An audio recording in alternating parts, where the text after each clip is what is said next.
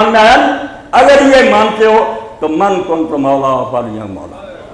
جو مجھے مولا مانتا ہے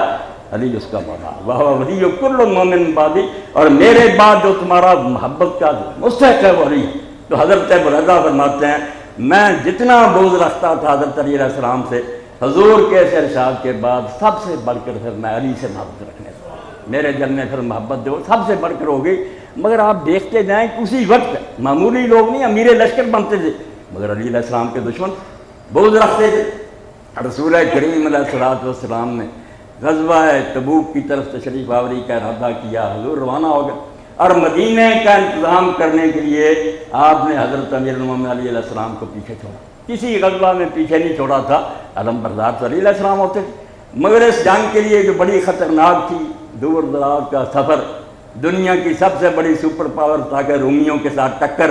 1 لاکھ کی فوج کے اثر کی، مسلمان 30,500، لمبا سفر، علی علیہ السلام کو چھوڑ دیا۔ مگر جو عوام الصحابہ اور منافقین تھے انہوں نے یہی کہنا شروع کیا کہ اگر اتنا بہادر تھا اب جاتا رومیوں کے مقابلے میں، اب یہاں گھر میں بیٹھ گئے۔ تو یہ پیچھے گئے اور جا کر کہا کہ اللہ کے رسول لوگ مجھے طعنہ دے رہے ہیں۔ تو اس موقع پر اللہ کے رسول علیہ السلام نے جو بات کہی، اب کوئی عقل کا اندھا اور ایمان سے خالی جو ہے نا وہی علی علیہ السلام کی بدگوئی کر سکتا تھا، نہ سوال ہی پیدا۔ آپ نے فرمایا اما ترضیٰ ان تکون منی بمنزلۃ ہارون من موسیٰ، کیا تم اس بات پر خوش نہیں ہو کہ میرے ساتھ اس امت میں تیرا مرتبہ اور مقام وہی ہے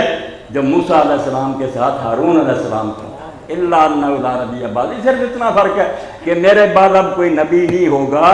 ورنہ تیرا مقام و مرتبہ وہی ہے جو ہارون علیہ السلام کا موسیٰ علیہ السلام کے ساتھ۔ اب میں آپ کو اس بدقسمت گروہ کا کیا حال سنائیں، ان کے پیشوا گزرے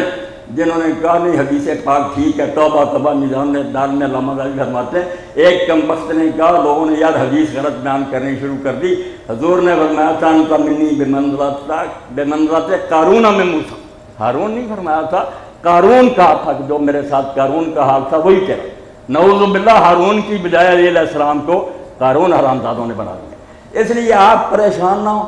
اس حدیث میں اور اس سیرت میں لوگوں نے اتنی ملاوٹ کی ہے کہ اگر آدمی آنکھیں کھول کر نہ رکھے اور ہوش سے کام نہ لے تو قدم قدم پر پھسلنے،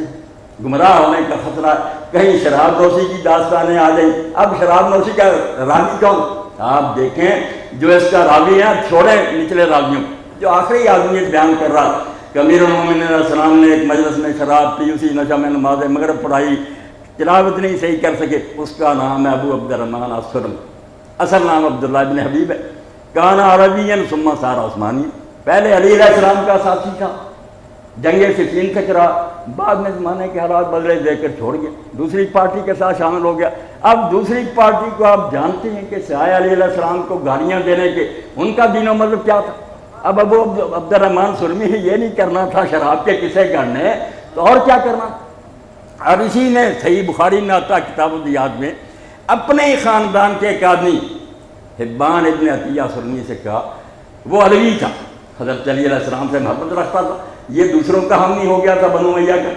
تو اس نے کہا اس شراب کا قصہ سنانے والے نے اپنے وہ ساتھی تھے جو حضرت علی علیہ السلام کا محب تھا کہ تجھے پتہ ہے کہ تیرا یہ ساتھی جو علی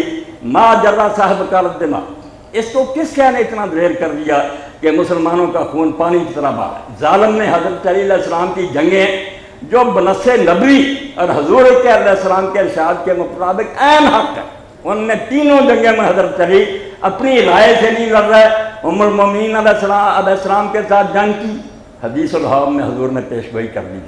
کہ کون ہے میری بیوی جس پر حواب کے کتے بھونکیں۔ اب حدیث الحواب سلسلہ الاحادیث صحیحہ علامہ ناصر الدین البانی میں دیکھنا پورا چیپٹر۔